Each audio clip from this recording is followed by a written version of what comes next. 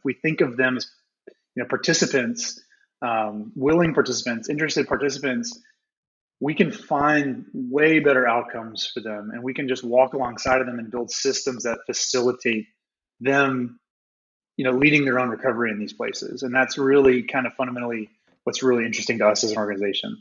This is the Real Purpose Podcast, where we interview people and organizations operating with a real purpose and encourage listeners to consider where they need to start praying, giving, or going to live their real purpose. Hey everyone, it's your host Matt with the Real Purpose Podcast, and man, do we have an amazing show in store for you today. I just had the privilege of talking to the co-founder and CEO of Every Shelter. His name's Scott Key, and he talks about just how much of a sustainable and innovative organization it is, what they're doing around the world for refugees is just so impactful, and it's just such a great story of continued perseverance, and also just innovating in a space where sometimes people don't really see the need or the issue, and actually going ahead and finding that issue and solving for it. So really excited for you to hear about it. As a reminder, we do match the first $1,000 that gets donated to each organization. And so if you go to everyshelter.org and go to donate and you put in that RP or real purpose, the first $1,000 will be matched. So go ahead and listen, and I hope it blesses you as much as it did me. Hey everybody, welcome back to the Real Purpose Podcast. Today I have a very special guest, Scott Key, who is the co-founder and CEO of Every Shelter. Welcome, Scott. Yeah, thanks for having me on, Matt. Yeah, thank you for taking the time. Really excited to hear about the awesome organization that you started. So I guess before we get into the organization, why don't you give me a little bit of a background about who you are, what you do, and maybe just tell me a little bit about how you got to where you were today. Yeah, absolutely. Short version of the long story is I'm an Army brat growing up. So, I spent most of my childhood moving around. And then my dad retired when I was a freshman in high school. We moved to Central Texas. My family was from Texas originally, and went to high school about an hour north of Austin, which is where I met my wife. We've been together for over 20 years now. And college at John Brown University, studied construction management. It's a little school up in Arkansas. And that's what brought me to Houston. I graduated during the recession. And I came to build medical laboratory space for MD Anderson Cancer Center. And spent 2 years doing that. Knew pretty quickly that's not what God had in store for me. And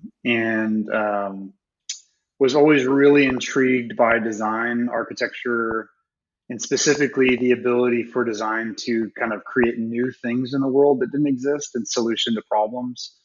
I had an Old Testament professor in my undergrad who kind of planted a seed in me my freshman year of college. Just to put it kind of briefly, hey, you can use the education, the skills, and your vocation to, build the kingdom. And so that idea that I could use construction, and in this case, that paired with design to solve hurts in the world was pretty intriguing to me. I got into Rice University for my master's of architecture, and that was kind of the vague light I was following when I got in there. I knew I didn't really want to practice architecture in a traditional sense. I just knew I wanted to kind of come out on the other side doing something humanitarian with design. And it was kind of it was vague. I had a number of people encourage me to be a little bit more realistic about my future. But kind of chase that into school, and actually a student project that I started when I was there turned into Every Shelter, 8 years later. So it was just kind of a series of, going through open doors and not necessarily know what the outcome was. So I don't know, hopefully that's a good intro to what vague segue into like what we are. Yeah, no, that's awesome. So you studied construction management and then decided you're going to go into architecture. but didn't have a really good plan about what that's going to be. But you said, just so I'm clear, you said that the project that you worked on in that architecture program is what ended up becoming Every Shelter 8 years down. Yeah, I know it's a podcast, can't see it, but our first product is behind me. It's our flooring system that we manufacture for refugee shelters. But yeah, so when we were in grad school, we learned a lot of things, but um, the one that really launched me into this is that refugees will spend over 20 years displaced. We often survey people as an organization, and we say, "Hey, how long do you think, somebody who has to flee from their home, a refugee, how long do you think they're displaced?" We usually get things in the range of 3 to 6 months. I think the longest anybody's ever guessed is about 6 years. I think people are often very startled and surprised that it's over 2 decades. So if you think about it from a built environment standpoint, a home, and you imagine, images of what you see refugees living in, maybe in the news, there's a housing crisis. I mean, they're living in things they shouldn't live in for years at a time, much less decades at a time. And so that statistic of refugees being displaced for over 20 years, that was kind of the hook, I guess, for me. Um, it was just really clear, hey, there's a problem. There are things to solve here. And I knew I wanted to be a part of it. And so we had enough sense at the time to focus in on one specific intervention. Most refugees live in the dirt.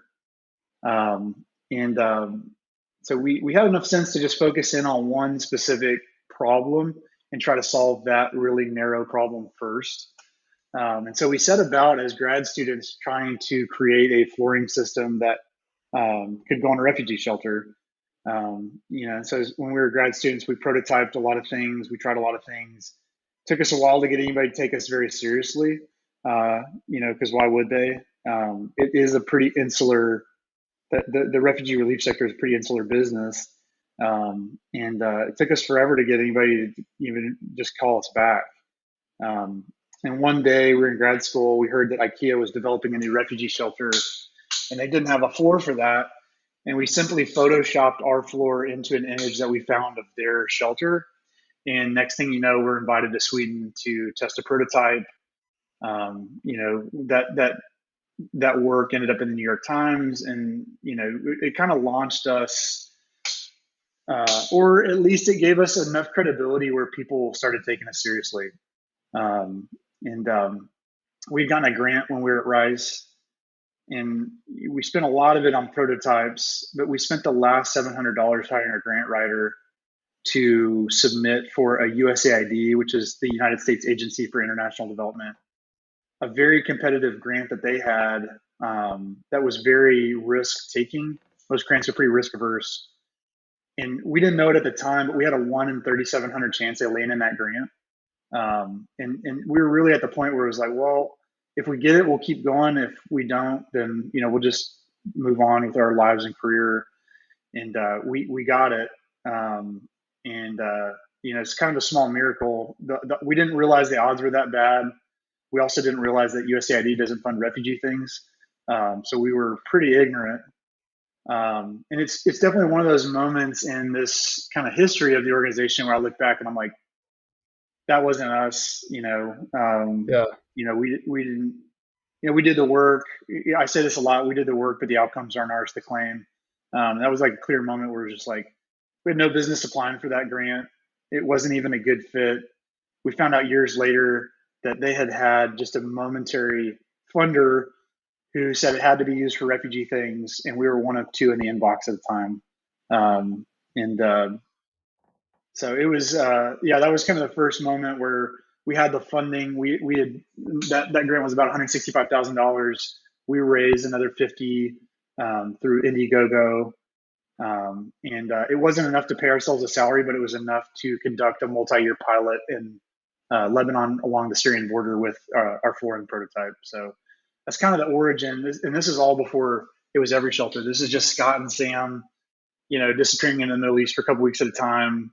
We had full-time jobs. I had a newborn. He had 2 kids, and we just had bosses that would let us, kind of churn away on this passion project for us. nights and weekends and taking unpaid time off work. And so we just, yeah, so that was about 2015 when we started that pilot. And it was, yeah, kind of the precursor to what became Every Shelter. What an awesome story. So, if you don't mind, I mean, we'll jump into where we are today, but could you give me kind of like a timeline of how this looked? So, you said, I mean, how long ago was it when you were creating that first prototype to then when you get this grant to now where you are today? I mean, what does that timeline look like?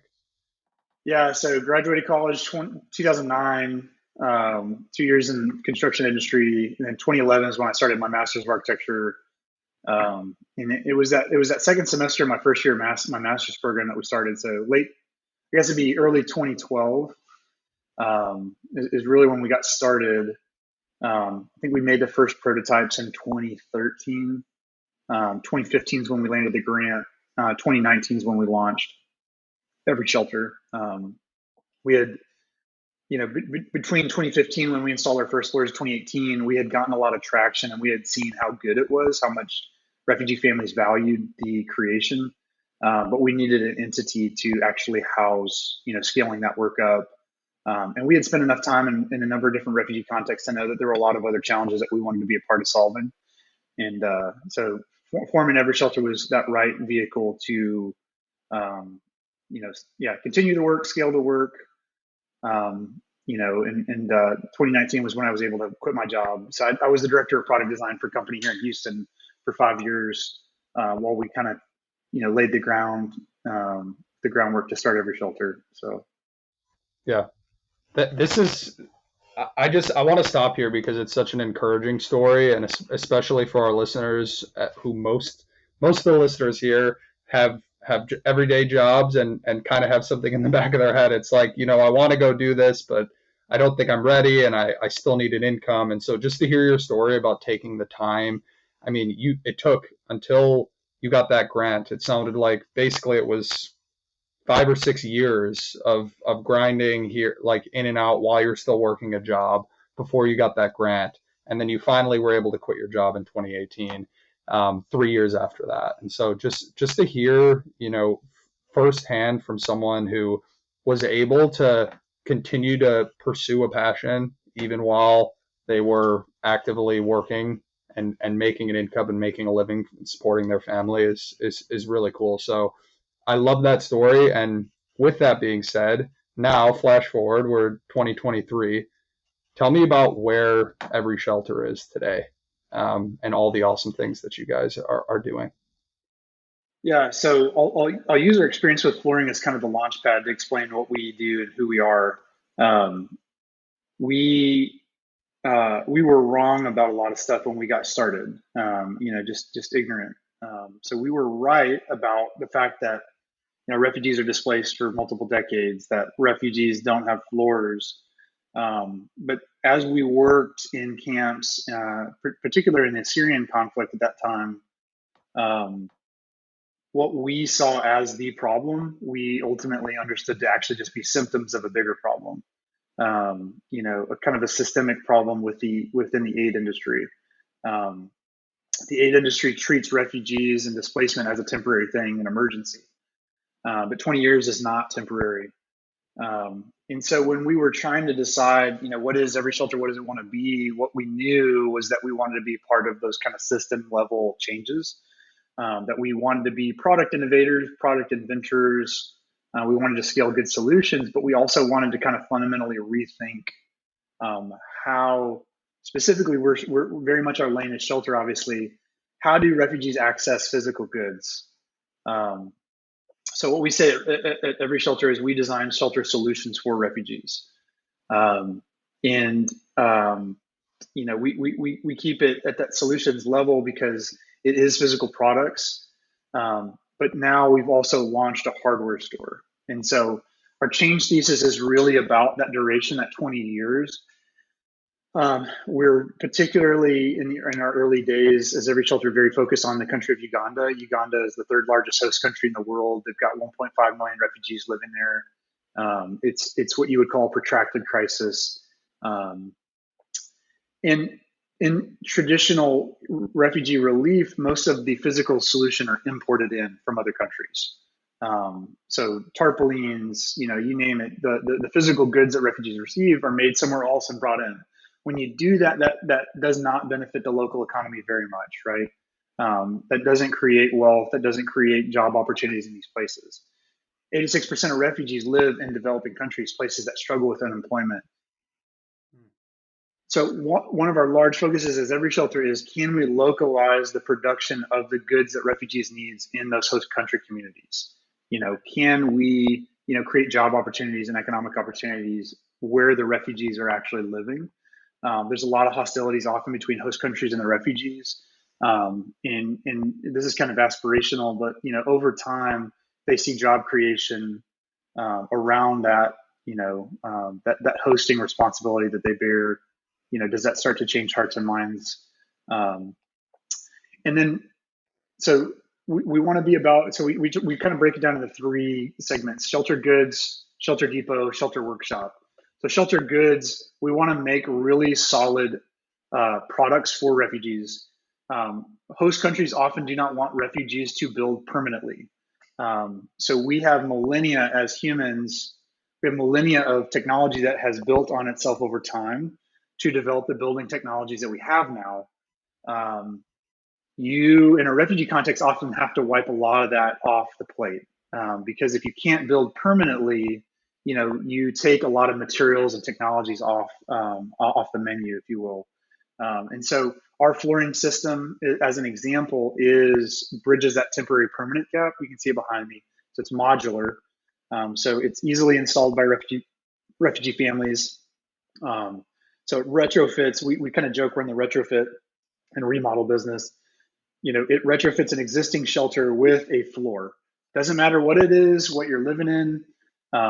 It can come in there and actually change that. Our tarp product, which is made out of upcycled billboard material, is usually replacing an existing roof. So those are our tarp. To focus on that a little bit, our tarp lasts about 5 to 10 years. It's an upcycled material. The traditional refugee tarp that's often made in Pakistan, China, India lasts about 3 to 6 months as an alternative. So it is a product that has 20x durability. It's made locally.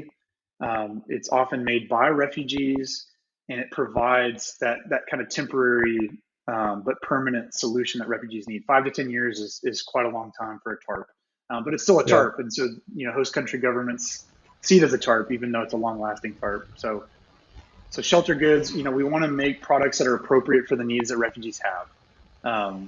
Shelter Depot, we launched our first.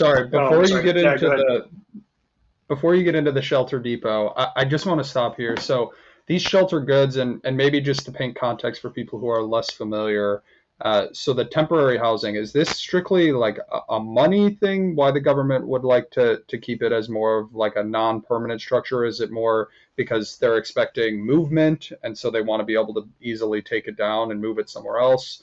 Could you maybe dive into that a little bit more in detail? Yeah, so every country that hosts refugees is very unique in its variables, but there are some commonalities that we can kind of delineate out of every context. So I'll speak from the context of Lebanon. Lebanon is a country of about 4 million people. Land mass wise, it's about the size of the state of New Jersey. At the height of the Syrian conflict, they were hosting 1.8 million refugees. From the 70s, they've also been hosting another 700,000 Palestinians there. So if you just take those basic statistics, it's easy to it's easy to paint a host country as not being generous towards refugees, but the reality is often that these places are already having a tough time servicing their own citizens. And so, you take a country of 4 million people, you add 700,000 Palestinians, you add another 1.8 million Syrians, it is quite taxing on the infrastructure of that country, right? And so it's easy to paint them as villains. The reality is a lot more complex. And so as a result, and I don't condone this next part, Lebanon and many other countries have passed a lot of laws that make it really difficult to be a refugee in that place. And so they take on the burden of hosting, but they don't want people to get comfortable. They don't want them to settle in. And so Lebanon has, especially within the context of the Syrian crisis, has a long history of bulldozing settlements if refugees invest too heavily in the construction of their shelter. So think about refugees using concrete blocks, bricks, metal roofing, things like that.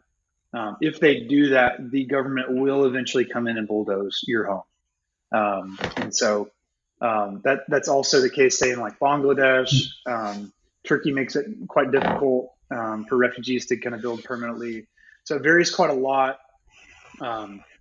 But yeah, hopefully those stories kind of are indicative of kind of that temporary permanence. It's not really, hey, they might move. It's really, hey, we don't want you to get comfortable here.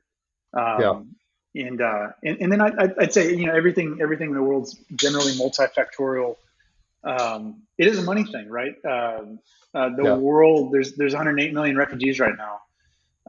If you think about providing for 108 million people through traditional forms of aid, and by that I mean, wealthy donors, countries, individuals donate to this crisis, and then that money ultimately reaches the beneficiary.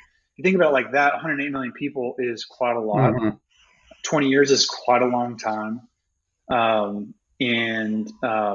Those systems just kind of don't work, and they're not quite designed to take care of families for that duration of time at that quantity.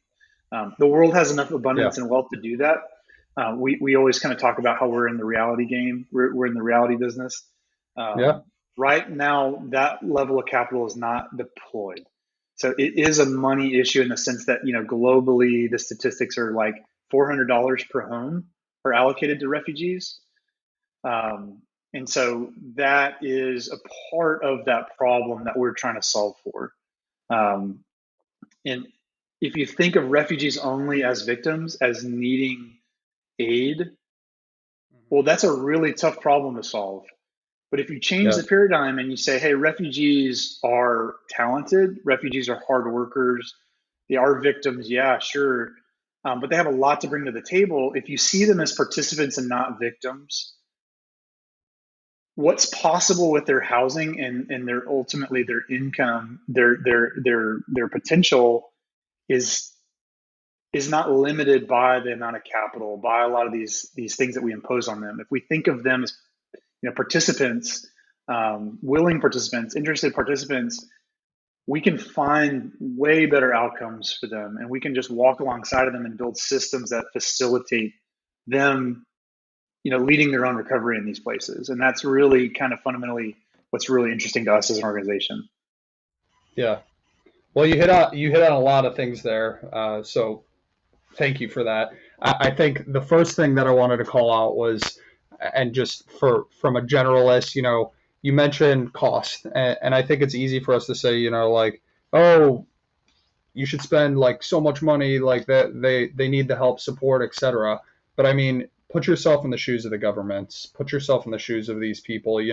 If you're going out to the store to go buy something, and you can either buy something that lasts for 3 months for $10, you can buy something that lasts for 3 years for $12. Are you going to pay the 20% premium to get 10 times the time out of it? And so I just love what your organization is doing, trying to innovate in that space, because why should we be innovating in our personal items and not be innovating in shelters and items for people who maybe couldn't afford it themselves? I mean, I feel like there's this negative connotation when a government is trying to save money on that thing. Like, you should. I mean, a donor, if someone's giving to every shelter, don't you want people to know that you guys are taking the time to make an effective product that's cost effective and lasts long and really is doing the best for the end user? So that's the first thing I wanted to call out there.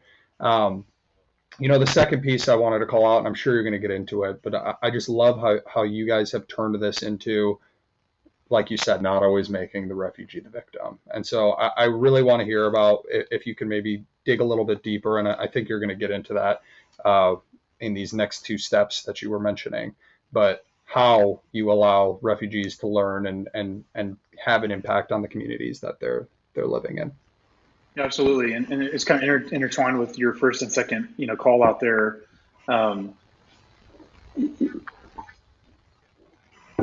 We focus a lot, like I said, on local manufacturing. that does a lot of really good things if you think about it just kind of in isolation.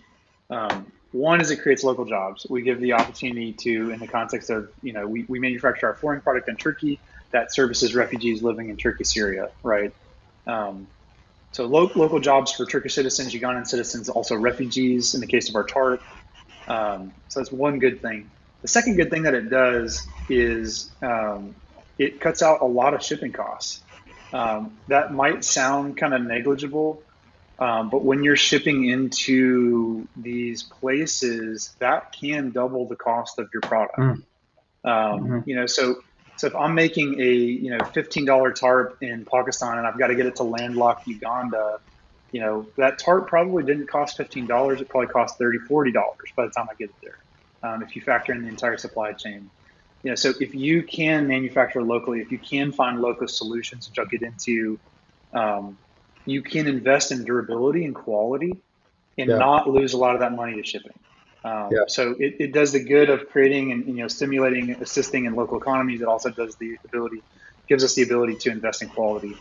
So yeah, that's it. So the victim part, refugees want to work generally, right? These are people who had stable lives in the places where they left. They didn't want to leave.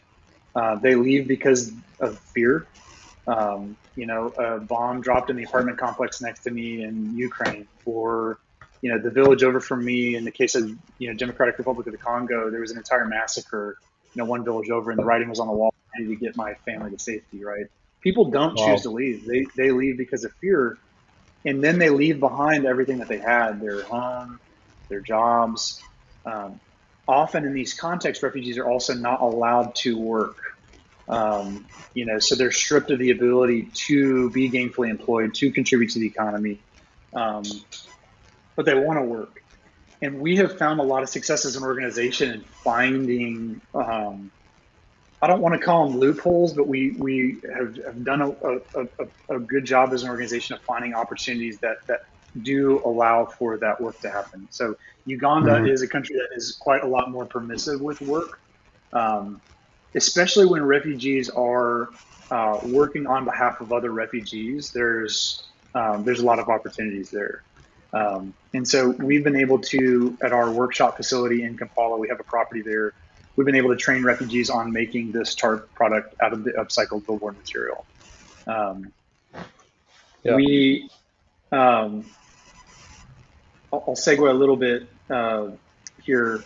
When we were first working in Lebanon, and this kind of relates to the victim call out, the kind of the wrong thinking around thinking of refugees as just victims. We installed our floors in the first 40 shelters in our initial pilot in 2015. Within 6 months, NGOs that were servicing settlements all over this northeastern part of Lebanon started getting requests from refugees for our flooring system by name. They wanted emergency floor. What we quickly found out is that I couldn't sell it to them. I couldn't give it to them without 3 different bureaucracies signing off on it.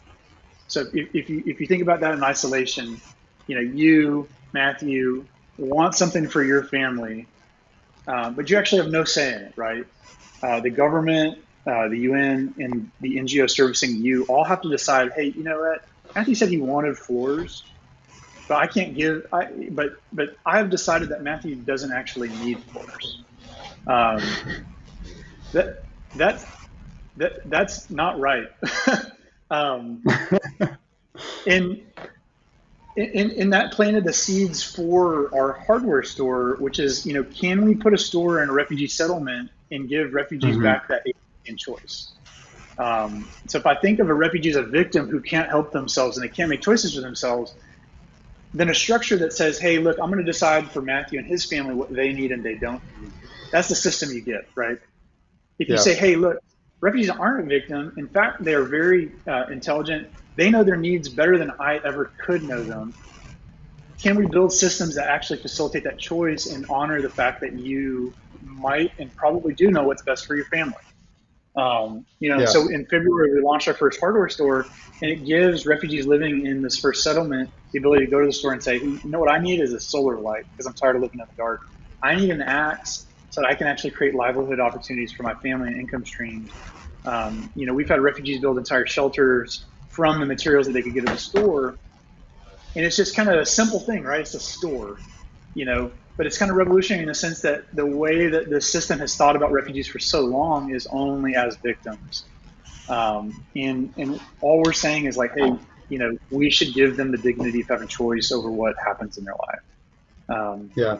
And so, yeah. So it's so cool how your organization, as we keep talking, it's like you're continuously creating innovative solutions to problems that it sounds like some people maybe didn't even think existed. It's like you're recognizing the problems and then you're creating the solutions to it. So I just wanted to do a quick call out there, because how you guys are constantly thinking and finding, what is something that someone needs, and thinking of these refugees as people and not objects is so awesome to see, what the results of that could be. So I'll let you keep going, but I needed to stop there because it's everything that you've said. It's like they were doing this and they didn't even know it was a problem, but if you look at it from this way, it really is. And now look at this. I mean, to think about moving somewhere and then having your life totally turned around. You used to have a job, now you don't have one.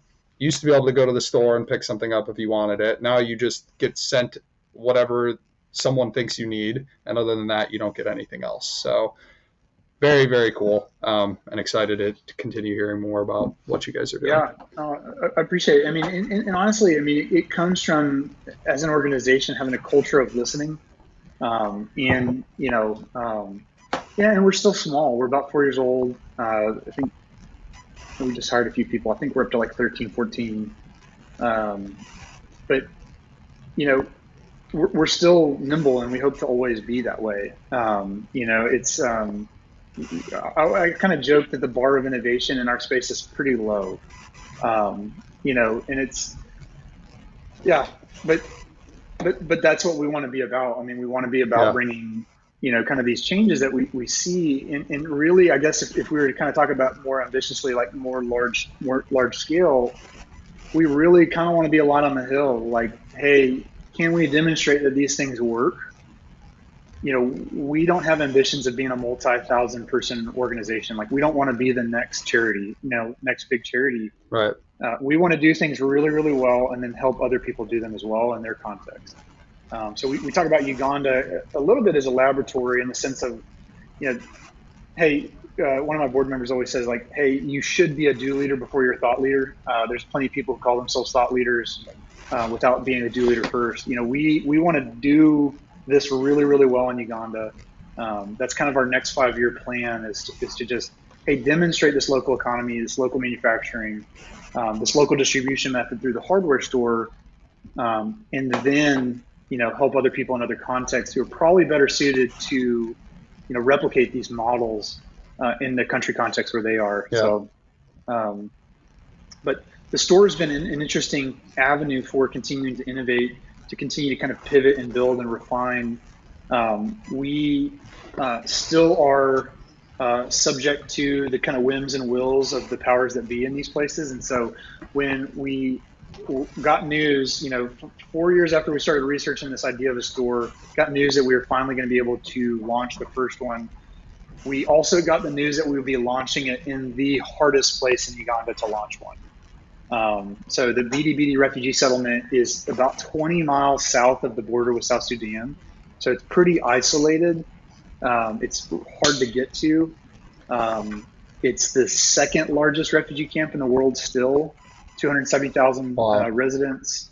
But it's just very economically starved. So it's all relative, right? It's weird to say that one refugee camp might be more economically vibrant than another, but put it on that kind of like relative terms, it was and it is the most kind of resource scarce refugee settlement in Uganda, and specifically the zone 5 that we're in is particularly tough.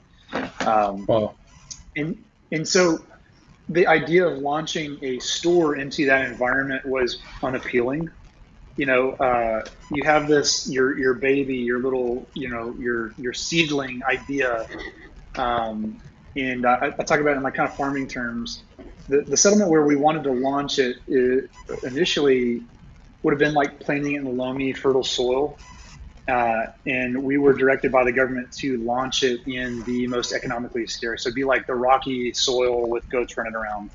Um, you know, and we knew immediately that we were going to need to solve for the financial side of that store. So the goal with the store is to be financially self sustaining, Hmm. not necessarily turn a profit. None of that money is going to come back over this side of the ocean. But can we launch a store that can operate in perpetuity? Because we've actually kind of solved that break even, financial problem, Yeah. operating an impact project. So we came up with this idea called work for credit, and it has been probably one of the most important aspects of the store. So you can come to the store, Matthew, could come and buy a solar light for 60,000 shillings, Hmm. or you could sign up for work opportunities to earn that light.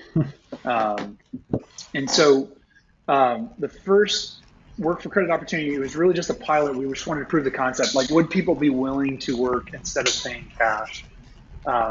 And we immediately had a wait list of 10 people for every one spot. Wow. So just, from a pilot perspective, it was like, man, hey, this is popular. Like we're way oversubscribed here. And the first work for credit opportunity we had was making these eco-friendly bricks, these kind of compressed interlocking stabilized soil bricks. So we had refugees helping build schools, water cisterns, really neat projects around the settlement.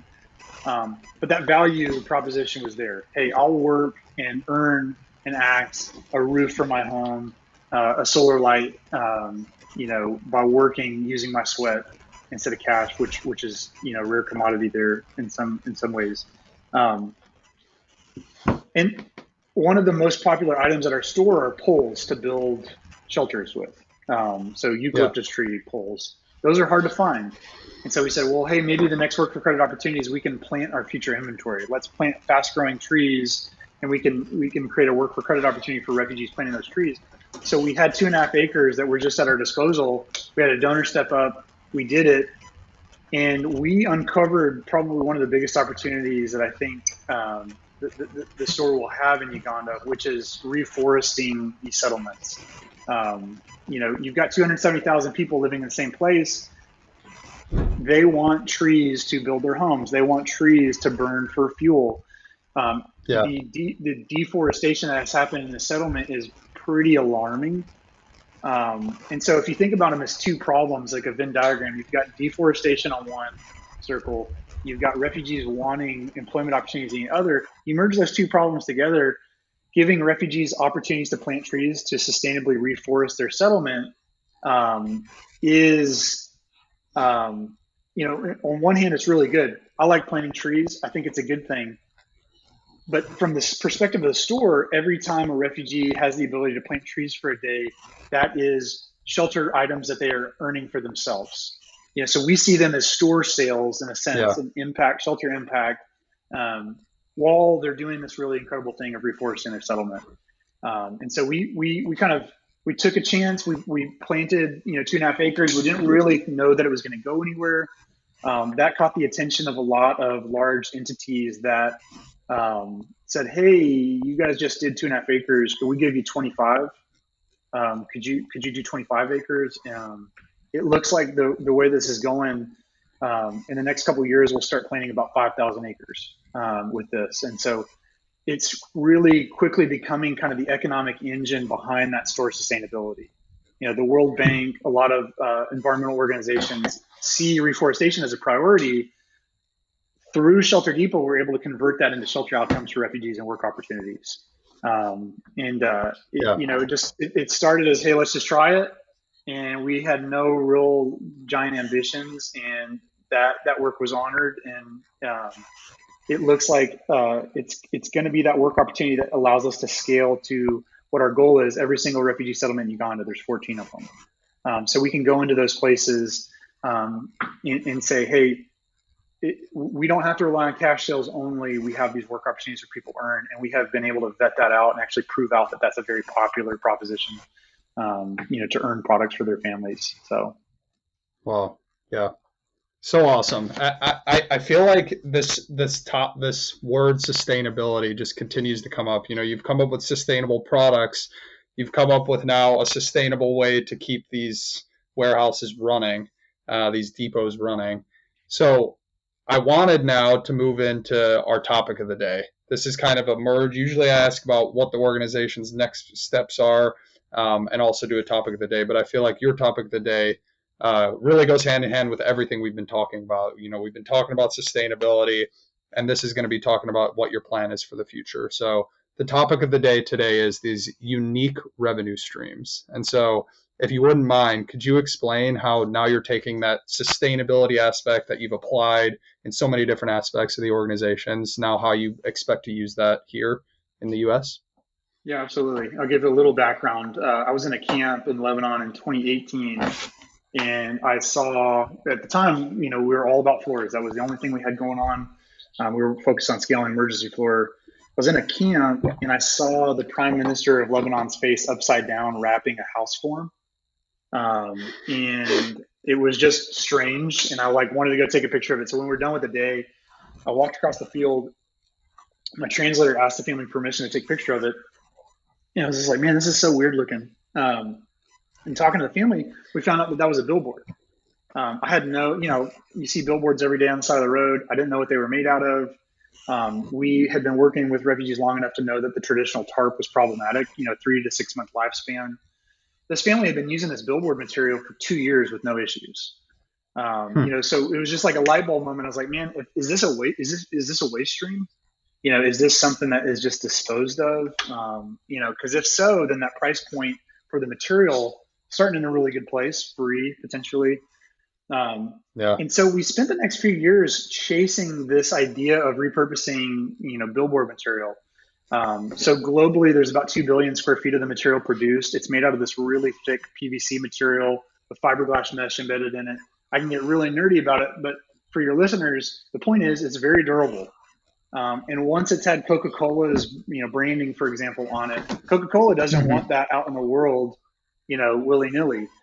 And so we spent years kind of chasing this idea of like, hey, can we actually take this waste stream and upcycle it in a way where the brands are okay with, that? And so now we've got partnerships with a lot of the world's largest billboard companies to take that waste stream. We train refugees in Uganda to make it. But then in the United States, where it's not really cost effective to ship that material into these places, so far, we have done 5,700 roofs after hurricanes in Louisiana, Mississippi, by taking this material and stabilizing someone's damaged roof with it. It's not really on mission in some ways. We are really focused on refugees. We are Houstonians. Our organization is based here in Houston, lived here through Harvey. Our heart goes out to refugee, hurricane victims, storm victims. But we've been able to take this domestic disaster, tarp product, and actually turn it into a revenue stream for every shelter. And as we grow that up, our ambition, you're talking about sustainability. So yeah, sustainable reusing material. If we don't create financially sustainable solutions, we probably have a lifespan to our organization. And that even goes to our overhead and fundraising, right? And so we are very interested and very close to the point where we'll be able to cover our overhead and fundraising. Those are real expenditures that every organization has. We want to be able to cover that through earned revenue streams, so that when someone donates, all of that funding gets to go to program. And I'm a big believer that if you like an organization, you need to understand that it takes people to do that. And you shouldn't be afraid of funding people's salary, rent. That's real life. That's being a grown up. It takes people in costs, overhead costs, and fundraising to mobilize for these missions. So this is not me, talking down on kind of traditional charitable models. We should be okay with that. We should encourage that. We should want really talented, smart people to see, working with charities and causes as a viable career pathway. And so I don't shirk away from that. But as an organization, if we have opportunities to cover those costs through entrepreneurial pathways, that's something that we as an organization is kind of in our DNA. creating products, selling products. It is a path that we are pursuing. The other thing that it gives us is the ability to operate in these places with a lot of autonomy. When you take funding from certain funding sources, you ultimately are beholden to do the things often that they want you to do. We are trying things that aren't always popular in our space. For a lot of people, treating refugees as market participants is offensive. They want them to stay kind of in victim land.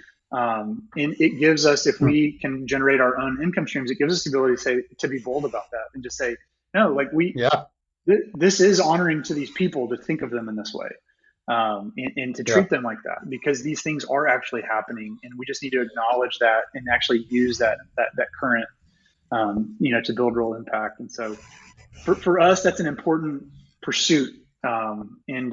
We just finished a pilot of 1,500 where we manufactured them locally, it's pretty exciting prospect for us to get to that point. So well, I will say I'm really excited for that, and I mean, regardless of what you said, and I'm with you. I mean, definitely all of these nonprofit organizations, you need the overhead to really make an impact. But how you've taken, once again, a different look at this and thought outside the box. I mean, as a donor who's looking into this, I mean, it's exciting to hear that potentially all of that money that you're going could really be going to directly impact the mission that you're excited about. And I'm also not putting down other organizations that don't do it, but you've once again innovative, found a way to make something sustainable and change the outlook. So it's just been so fun hearing about how you've taken a different look at refugees. You've taken a different look at how you could support them, how you can help them actually be part of supporting themselves. Just this whole story that you've weaved together is great. I could probably sit here and talk for hours and hours, but I just think what you've done and what your organization done is really just the perfect picture of what this podcast is about, is living on purpose and finding something you're passionate about and going after it. So with that being said, kind of to wrap up the show, I like to ask the people that I'm interviewing, if you had a tip for the listeners here, just maybe one thing where you could just summarize, how to really go ahead and live life with a real purpose, what would you say it is? And maybe it's something, take a page out of your book and what you did that's allowed you to get to where you are and just make such a lasting impact. Yeah, something my dad told me, and I'm sure he was quoting somebody else, but I don't know the original source. The Bible talks about, God's word is a light under my feet. Thinking about pursuing, the kingdom with a lantern, a light under my feet, that is not projecting very far ahead of you, right? It's not 50 feet. It's not a mile ahead of you. It's not headlights. You're just seeing the vicinity around you.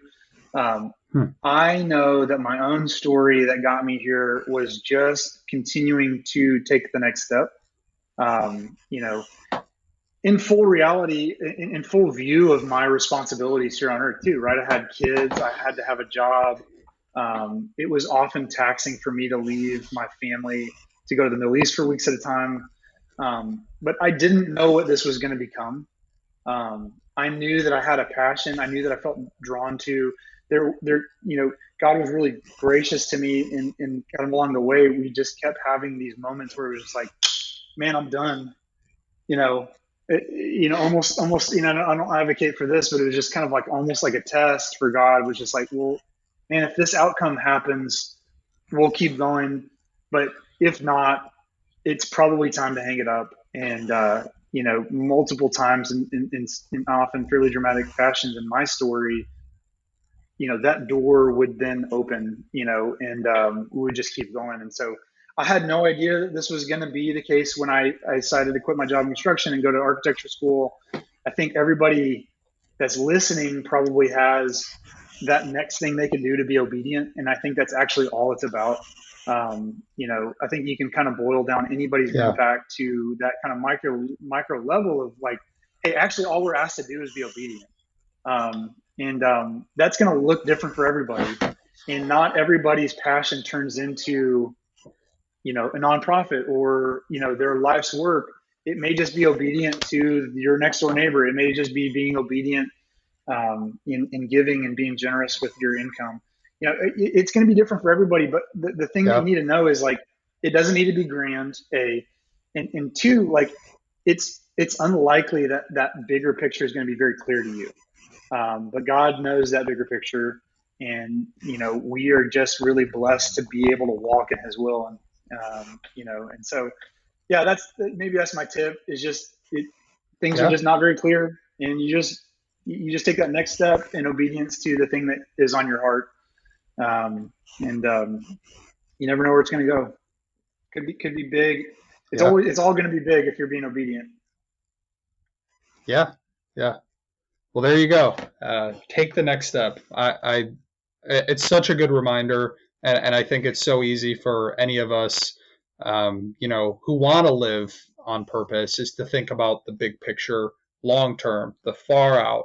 And I mean, I'm big into myself, setting goals for myself, etc. But you need to be able to have those quick milestones that you can say, I took that next step. I took that next step. And if you plan out 5 years from now, there's a lot of things that could happen between now and then that could totally change the trajectory there. So I think that's just such a good reminder for all the listeners to go ahead and just focus on, what is the next thing that needs to be done? And that 5-year thing might not look exactly like you had planned, but there's a better chance that you're going to get there if you focus on taking the step instead of only focus on the long-term outcome. So really good Yep. tip, and something that I think the listeners should definitely be reminded of. Um, I don't. I as don't. we close, oh, go ahead. I was gonna say I don't have any tattoos, but if I had a tattoo, it would be the work is ours, but the outcomes are His. Because it's a good way to kind of keep yourself humble, even when something really incredible happens that feel like it's from your work and your efforts. Um, it's not. You're just blessed to be able to participate in that work. So anyway. Yeah, so good, so good. Well, Scott, this has been incredible. As we close out the show, one of the main things that I like to ask is how people can get involved. And I think just after everything that you've shared about the awesome organization that you've created, I'm sure there's going to be a lot of people who either want to participate if they can or give. So I guess, is there a way to participate in the organization in some form? Yeah, I mean, sign up for our newsletter when there are opportunities to be a part of it. Obviously, we work in pretty remote places, and so volunteer opportunities are a little bit sparse with us often. Yeah. But sometimes we do need a really special skill set, and having people who've just kind of raised their hand is good for us to know. Um, you Mm-hmm. know, Follow along, pray for us, donate. Donate. We actually make bags out of the billboard material that we use. So we take the scrap and we make these really cool tote bags. So anybody who joins our monthly giving community called the Haven, we just send them a bag as a thank you, and that way they can kind of connect. They get to see the material, get this useful everyday, token. Yeah. But then hopefully it generates organic opportunities. Talk about refugees and how they're actually talented, hardworking, incredible people. We want people to be having those conversations. So, being educated, becoming an advocate, and being passionate about this issue that a lot of people don't really understand very well. Those are all really cool ways that people could get involved and further what we're hoping to build. Yeah, I love it. Well, I mean, the motto that the Real Purpose podcast goes by is to pray, give, or go. And so you just listed all three of those different ways that you can do that with your organization. So just a reminder on the give side, as part of this organization, we do offer a donation match. The first $1,000 that gets given to every shelter from listeners of this podcast will get matched completely. So I think you go to everyshelter.org, and then there's like a donate button on the top right.